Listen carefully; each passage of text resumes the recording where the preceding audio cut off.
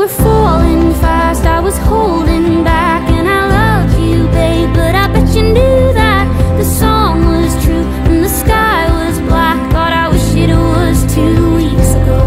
And when you said we like your mom and dad, knew you loved me, babe, when you told me that, and the song was true and the sky was black. God, I wish it was 2 weeks ago. My name is Maisie Peters. I'm a musician.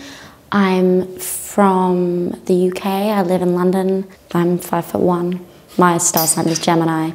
I have a twin sister. I'm a bad cook and a bad driver. I'm in a place where I'm mystically curious.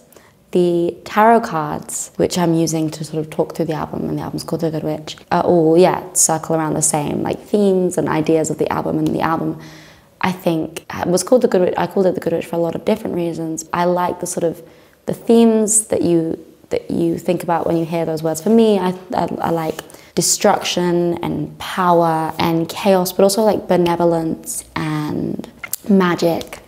And I thought all of those words felt fitting when thinking about my album and how I would summarize it. And it's hard to do an album title, I will say. How do you summarize an entire year's worth of thoughts and feelings with minimal words? It's very difficult.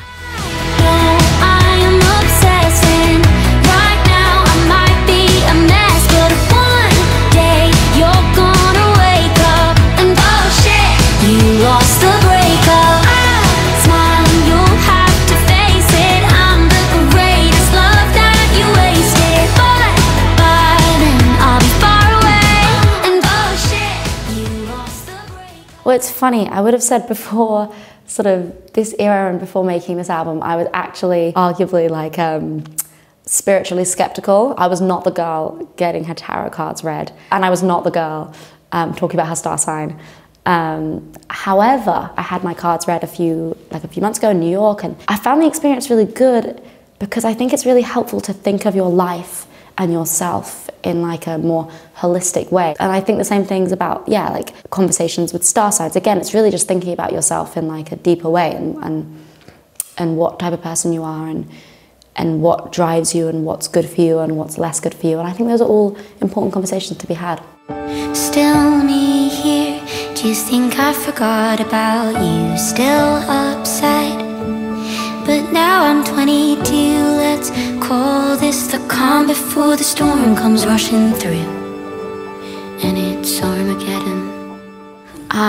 Yes, it was a small town outside of Brighton. I didn't mind growing up there. I had friends there, and I left when I was like 17. I was moving to London, and so I sort of had both worlds. The music I was listening to when I was growing up, I was listening to ABBA Gold, I was listening to Lily Allen's first album, like the Arctic Monkeys, Take That, The Best Of. There was like a lot of CDs in my parents' car. I mean, my sister would get to choose, so that's what we would choose. And then when I was a little bit older and I was choosing like Green Day and My Chemical Romance. And I played music. I was gigging, I was playing in like pubs and open mics. I'm from a small town, so there's a lot of like other small towns, and you go and play their pubs and their open mics and their working men's clubs. And then I wanted to make some money basically, and I didn't want to get a job. So I was 15 or 14 and I was busking in Brighton.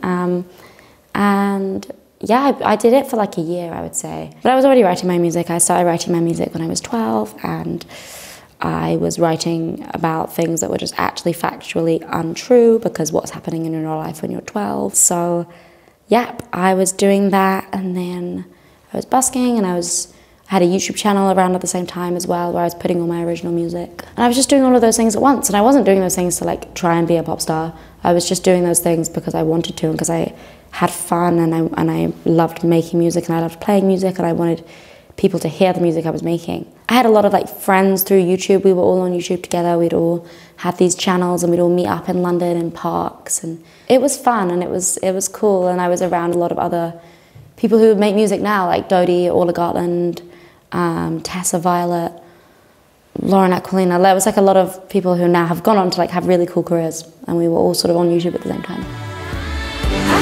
Thinking when you touch it, were you sorry like you weren't at the time? Loving you was easy, that's why it hurts now.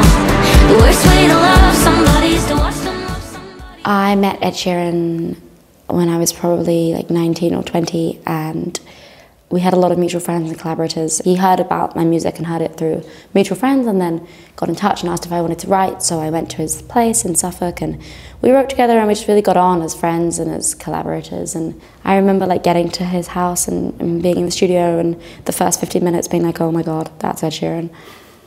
R.I.P.